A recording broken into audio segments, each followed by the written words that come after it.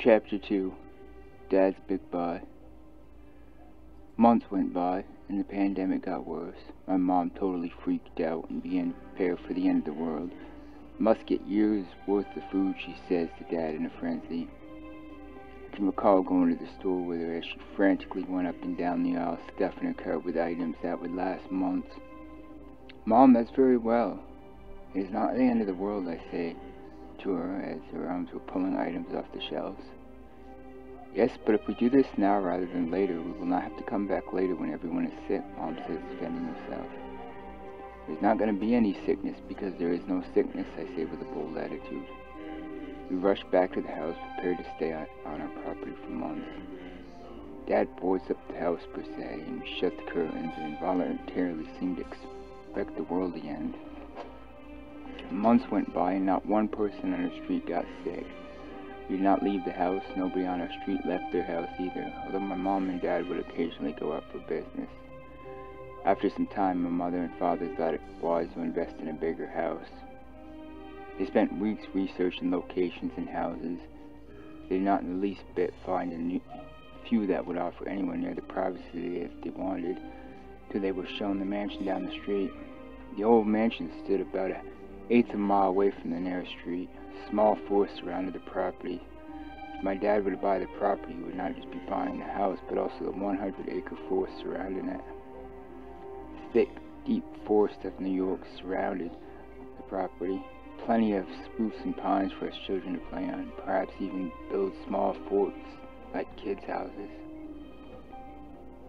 I overheard my mom discussing with my dad the old mansion a couple of times before my dad gave the news. Kids were moving into the old mansion down the street. He was happy. He bought the old mansion for a cheap price, $300,000, which included a 100-acre forest. I was super excited, so were my younger siblings, Sally and Frog. We waited anxiously by his side for months, hoping to catch a word about when we would move. I needed desperately to play in the huge forest out back behind the mansion. Sally and Frog both craved their own room. Dad, when are we moving? We asked that year in a sunny winter. Fitting that you asked, children. Your mother and I have decided we're moving, which means you need to start packing the little items in your room. We're planning on moving at the beginning of spring, Dad reveals. Frog and Sally and I were excited and quickly packed the little items we could without totally ruining our living comforts and began to anxiously wait for spring. At the end of February, once we were sure the snow would not come back for another year, my dad began to bring our possessions over to the old mansion that sat hidden on Holden Street. We did not move all at once. He started bringing things we did not use daily. He slowly moved on to the bigger objects as time went on, tables, dressers, chairs, beds, etc. Once he was sure we could move the rest of our possessions, and one afternoon, he told us the plan. Tomorrow in the morning, we will bring the little left of our possessions to the new house. We will pack our 2 cars tightly with the rest of our possessions. We can make several trips if necessary, my dad explained. I was super excited. I could not sleep at all that night. Thoughts continued to cycle in my mind throughout the night. How will I set up my room? Where will I place my stuff? And mostly, how deep into the forest would I or could I explore? Anxiously and eagerly, I waited for morning to come. I continued to look out the window in hopes I would see the sun rise over the house across the street. Finally, light came through my bedroom window. Shortly after the sun began to rise over the horizon, I cleaned up and walked down the stairs to the family room. Noticing Frog and Sally playing on the white carpet, I asked, "Is Dad up yet?" "Yes, he is. He's in the garage," Sally answers. I walk out into the garage. Gasoline fumes blast me in the nose. I look around and notice my dad. He looks at me and says, "Good morning, Jill. I hope you're ready for the big move today." I walk out into the garage. "We're moving today. Great. I've been waiting to move for months," I say, surprised and anxious to complete the move. "Your mother has breakfast ready in the kitchen. Waffles, strawberries, and bacon, your favorite." I rush into the kitchen. My stomach now is twisting in pain. Happily, I look at my plate full of food. To assure myself if it was mine, I asked my mother, "Is that my plate?" "Sure is," my mother replied. I quickly sat down and picked up a greasy piece of bacon and stuffed it in my mouth. Crunch, crunch sounded the bacon as I chewed. I reached across the table and grabbed the maple syrup and poured lots of the sweet stuff onto my waffles. Picked up a fork and knife and began to design a creative way to take apart the waffles. 5 minutes later, the waffles and the bacon are gone. I quickly grabbed a glass of fresh squeezed orange juice, lovingly placed there by my mother, and finished a glass of juice. Jill, we are completely moving by 10 o'clock. We have the other things to do today, so please talk to Frog and Sally. Make sure all their stuff is out of the room and loaded into the cars. It's particularly important, my mom explains. Yes, I can do that, I answered, feeling a bit nauseous from forcefully putting all that food in my stomach. I had 2 hours to make sure my siblings were ready for the move. Decided I would encourage them with over-flavoring the idea of the move, that we would each have our own separate rooms once we were in the new house living in the mansion. Frog and Sally, once we move into the mansion, we will each have our own rooms. Would it not be great if we were moving over there today? We then could set up our rooms, we could decorate them and make home out of them, I say. That'd be great, Jill, but it seems like we're never going to move. Dad said we were moving for months now and we haven't moved at all, Frog replied. That's all about to end today. If you two get your things ready and bring them down to the cars, I can promise you within a couple of hours we'll be at the new house, I say. Great, that's if you're not lying, Sally said. Frog, full of excitement, added, we will pack her right now. Frog, Sally, and I rushed to get our things together and brought them down and placed them by our parents' cars. My dad noticed our belongings placed by the cars and tightly packed them into the cars. Are y'all ready? My dad asked before making one last sweep of the house. Yes, we say in a hurry, and hurry into the car. We opened the doors of one of the cars and got into the inside. A few minutes later, we rushed out of the car and ran into the mansion. Yes, yes, Sally says as she quickly found her bedroom. I grabbed a little of my belongings that I had placed in the cars and brought them to my room. Most of my possessions were already in my room. I began to move furniture around and tried objects out here or there. Walked to my bedroom until my mother called me for supper. As we settled into the dining room for supper, we began to discuss the new place. So how did we like it? My dad asked. I forgot to think. I forgot we were already beyond that and loving the place. We all sat quiet for a moment before Frog said, we love it. Exactly, Dad, I added. You know, children, my mother began speaking. The school should be opening back up in the fall, and so you three will be busy in school. Plus, your dad and I will return to work. That will mean to make the most out of this summer, because once school starts back up, you three will be busy catching up on the work you missed. After supper, I walked up the old, noisy stairs to my recently set up bedroom and lay down on my Victorian-style bed, carefully covered with an extra fluffy feather blanket.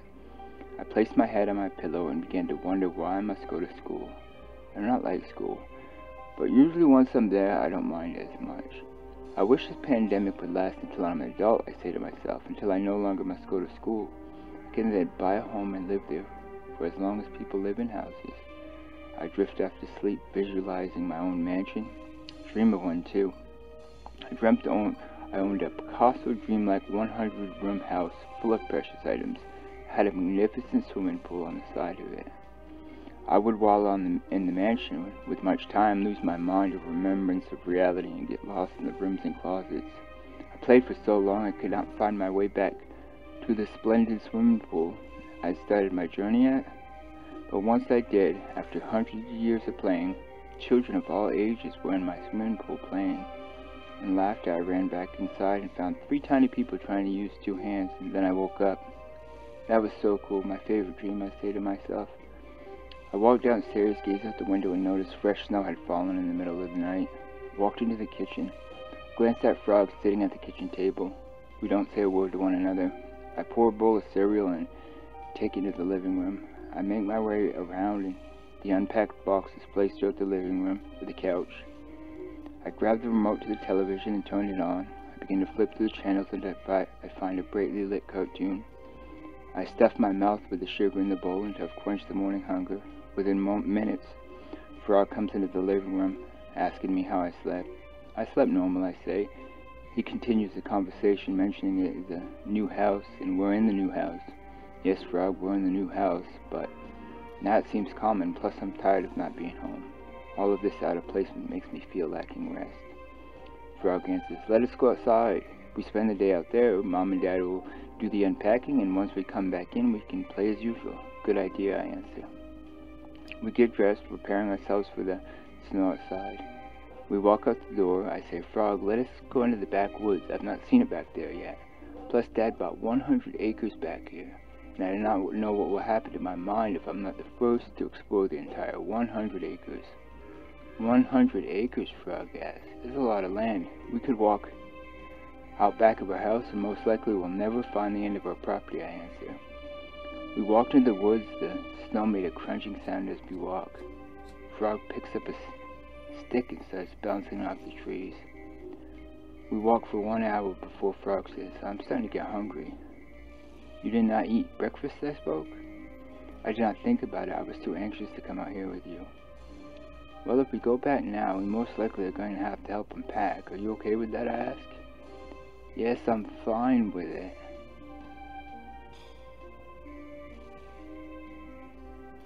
I'm getting hungry. I agree, I'm getting really bored in these woods and not all that much fun, as I thought they would, but I say. We hurry back to the house. Yes, we've made it, I say to Frog. That's good, I'm so hungry I could eat a whole box of cereal, Frog replies. I open the front door and watch Frog run towards the kitchen cupboards. I investigate the living room to see how far my parents got unpacking. My mom notices me looking at her in the living room. So you are here. I need your help moving some of these boxes up to the attic, my mother says. Okay, which ones, I answer in question. Basically all the loose ones sitting on the living room floor, she replies. Wow, that's a lot, I say. Frog, after you're done eating, I'm going to need your help, I yell into the kitchen. As Frog was eating, I began to bring the boxes up to the attic. The stairs were narrow. The stairs that led up to the attic. Beforehand, I had not gone up to the attic, so I did not know what to expect. Once I was up there, I was surprised. The attic seemed to be larger than the rest of the house, except the ceiling of the attic had a point instead of being flat. I walked through one room and then another, looking for the spot where my mother placed the other boxes. I figured it was wise, seeing that way when she went to look for something, I could say it was with the rest of the boxes. I walked through one room and then another room, no boxes, and then another and still no boxes. I began to get afraid I would get lost up there, so I set the box down in the fourth room and hurried down the stairs. Decided to wait for Frog to get done eating before I moved more boxes. Walked into the kitchen and watched him slowly eat his Captain Munch. As I was watching him, Sally came walking down the stairs. I must forgot we moved, she said, as she stumbled around the kitchen looking for something to eat. Is Steph coming over today? I miss her, Sally expresses. She was over a couple of days ago, I answer. Yes, but I want to play a game with her, or just hang out, Sally answers. No, she'll not be over today. Besides, we have a lot to do today. We're going to need your help today bringing up boxes to the attic, I reply. Frog will be helping too, I add. Let me get something to eat first, Sally reasons. We have all day, no need to rush, I say. We walk back into the living room and begin to organize the boxes, questioning to myself, what is the easiest way to get all these boxes up to the attic? I decided to take them all up to the attic at once. All throughout the hallway, boxes. The hallway was now full of boxes. Frog and Sally walk into the hallway. Sally says, how are we supposed to get to the stairs? What, I ask. Frog says the boxes are in the way. We will climb over them, I answer. Okay, Frog says. Bang, pop, crackle. We arrive at the stairs. This should be simple. In a few hours, we should be done now that I have placed all the boxes here, I say. A few hours, Frog groans. Come on, if we hurry, it might only take an hour, I state. We each grab a box and begin our way up to the attic. Sure is dark up here, Frog says. This attic is huge, Sally adds. Yep, I put the last box I brought up the stairs down there, I say, hinting towards the furthest triangle roof room of the attic. Without a warning, we hear a bunch of noise coming from down the attic stairs. Bang, crunch. 4 paws come running up the stairs. I look behind me to confirm my suspicion. That's right, it was Max. Max, I say, I missed you so much while wrapping my loving arms around him. Max, full of joy, with his tongue hanging out, greets all 3 of us. Immediately afterwards, he points his nose towards the back of the attic and begins to bark. What are you barking at, Max? Sally says while wrapping her arms around him. This does not seem right, Froghead. Let's go back downstairs. Okay, I say. We set down our boxes and went downstairs to the kitchen. Mom, who brought Max home? I couldn't obey. I thought he was going to stay with Auntie until next year. Your father thought it was a good idea to bring him to the new house, my mother resolves. Max, my beagle, is my dog. We grew up together. He's 2 years younger than me. I do not know what I would do without him. He has been gone for 2 months and I've missed him a lot. I did not say anything about how much I missed him. I figured my dad would not listen. Plus, after so many times of hearing Dad knows best, I figured he did. I'm so glad Max is home now. I can sleep in comfort. I would have mentioned how much I missed him, but I figured Dad knows best. I conveyed seriously to my mother. Well, your father does know best. That's why he brought Max home. He mentioned something about the house being too big. Plus, someone seems to be moving things in and out of some of the closets, Mom answers. I looked at Frog, wondering if he heard that. Decided to keep quiet, hinting to Frog to walk into the living room. Once we got into the living room, I whispered quietly to Frog, Frog, I did not tell you this, but a while ago in the past, Steph, Tom, and I came over here to the mansion before we brought it, without letting Mom and Dad know. Okay, Frog said, sort of embarrassed. Well, Steph appeared to be moving on his own, I said. I don't believe you, Frog answers. Mom just said Dad's having the same sort of experience. You must believe me, I snapped. Tell her to Steph. Mom told me Steph will be over here in a couple of hours, Frog answers. Jill, did you get the boxes up to the attic yet? My mom yells from the kitchen. We're working on it right now, I bark back. I do not want to go up to the attic, Frog argues. Come on, if we hurry, we'll be done before Steph arrives. Sally, we are taking up the boxes. Are you going to help? I yell into the kitchen. She storms into the hallway and picks up a box, only big enough for a small room security. As we walk up towards the stairs of the attic, we notice most of the boxes were up there. I looked around, looked at Frog and said, Dad sure is quick, I guess we're done. Walked back down the stairs, walked into the living room, flipped on the television, and began to wait for Steph.